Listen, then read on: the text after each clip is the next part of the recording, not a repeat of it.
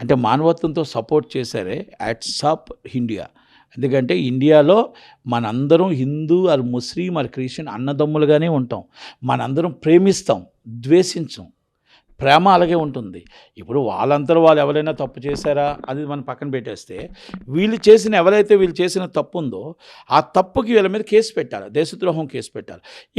ఇక్కడ ముస్లిం ఎందుకు వచ్చింది, జియాద్ ఎందుకు వచ్చింది? పంకస్ యాజ్ రైట్ అంటే రాజ్యాంగం మనకి ఇచ్చిన హక్కు, చట్టం, న్యాయం ఉంది కాబట్టి ఈజ్ కంప్లైంట్, కంప్లైంట్ చేయండి. ఎవరికైనా ఏమైనా జరిగిందా? 5,000 బండ్లు ఏమైనా చెప్పారు, ఎవరైనా కంప్లైంట్ ఇచ్చారా? ఎవరికైనా కడుపు నొప్పి వచ్చిందా? ఎంతోమందికి అన్నారు, అది మార్చేస్తున్నారు అన్నారు. ఆయన కర్నూలు, మీరు కంప్లైంట్ పెట్టండి. కంప్లైంట్ పెట్టిన తర్వాత ఎంక్వైరీ చేస్తారు.